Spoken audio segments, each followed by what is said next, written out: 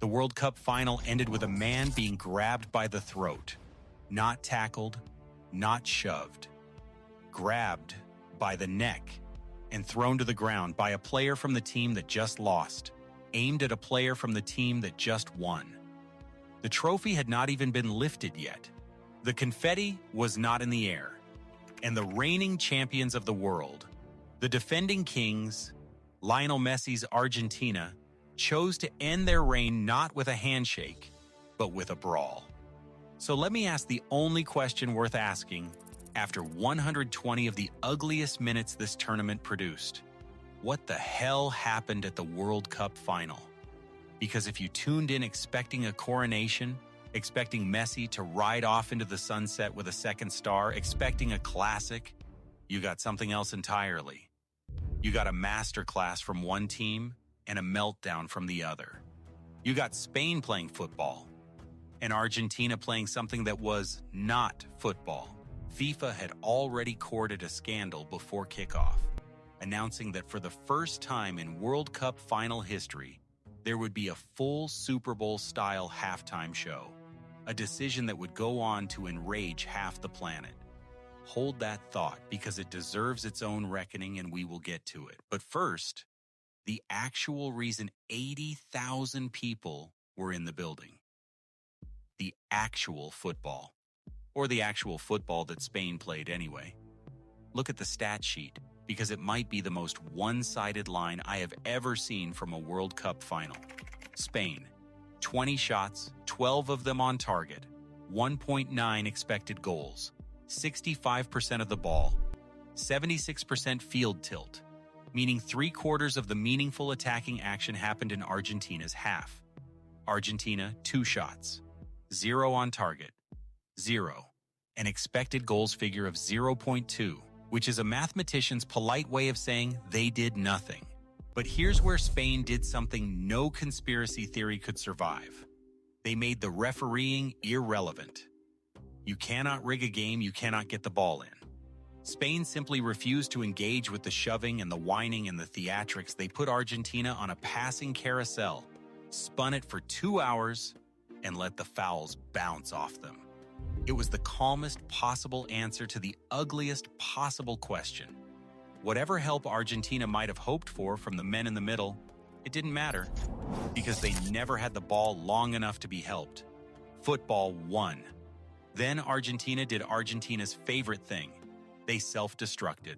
Enzo Fernandez, already living dangerously, got booked for dissent after sarcastically applauding the referee.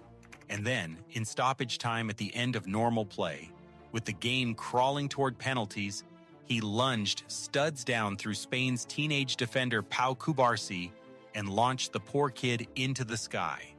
Second yellow. Red card. Off. It was, in the words of basically everyone watching, brainless. Argentina, already losing the game in every measurable way, chose to lose a player too, and had to defend the entire 30 minutes of extra time with 10 men. Enzo Fernandez became the 3rd Argentine ever sent off in a World Cup final. Let that sink in, the 3rd. It's practically a tradition. And with the extra man, Spain finally cracked it. First, they thought they had done it earlier, a goal chalked off for a soft foul on Otamendi, the one time all night a whistle went Argentina's way, but the breakthrough only delayed it. By the end of the first period of extra time, Spain had piled up 19 shots to Argentina's 0. The definition of a team knocking and knocking on a door that refused to open, and you could feel the frustration creeping in. Even the ice-cool 19-year-old Yamal got visibly irritated after one too many cynical shoves. Penalties loomed, which would have been a cruel joke on the team that had 65% of the ball and a dozen shots on target. And then, mercifully, the door gave. 106th minute. Pedro Porro, quietly one of the players of the knockout rounds, floated a deep cross to Nico Williams at the back post. Williams arched his neck to nod it back across, and substitute Ferran Torres lashed it past Martinez's despairing dive. 1-0 on Spain's 20th shot. The dam broke, and it broke on the shoulders of a team that had earned it 100 times over. Now let me be fair, because you deserve the other side, and one man on that pitch deserves it more than anyone: Messi. Understand this clearly. Whatever his teammates became on Sunday night, Lionel Messi was not part of it. He had his quietest game of the tournament. One touch in the first 15 minutes, and that was from the kickoff, anonymous, marshaled, running the far side of the pitch, like a memory nobody could quite reach. There was exactly one flicker. Right after Enzo's red card, Messi sprang to life, dug deep into his bottomless well of genius, and used it to tell on Marc Cucurella for covering his mouth while talking to him, turning to the referee with his hand raised like a kid asking the teacher to punish the classmate who whispered something mean. The referee was not moved. It was, and I say this with love for the greatest of all time, one of the strangest sights of the tournament. The divine number 10 reduced to a playground tattletale. And when it was over, he didn't throw a punch or grab a throat. He sank to the grass, stood alone, and broke down in tears. Losing a final at 39, in what is almost certainly his last World Cup, a tournament he only reached because he dragged a limited team there on his back, that takes nothing from him. His greatness was carved in stone in Qatar 4 years ago and cannot be reviewed. The tragedy of this final is that the greatest player who ever lived spent his goodbye surrounded by teammates determined to make the night about the ugliest version of themselves. And Argentina, to their credit, are not just a dirty team, and it would be lazy to pretend otherwise. This is a genuinely bonded group, players who vacation together, who play with a frantic, almost religious, patriotic intensity, who won a World Cup in 2022 and Copa Americas in 2021 and 2024.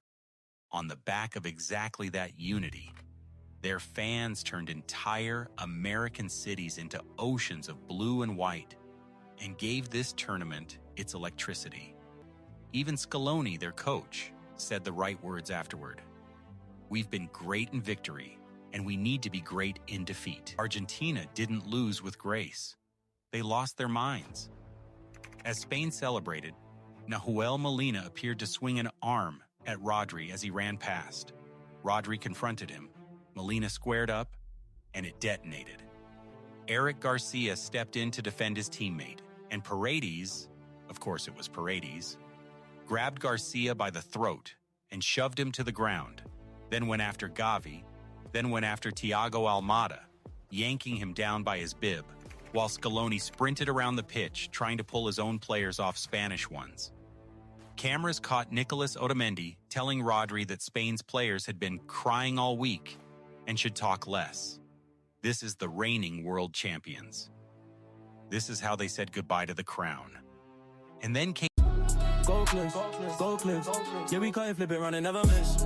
Go Cliffs, go Cliffs. UK vibes, big trip, but still the best.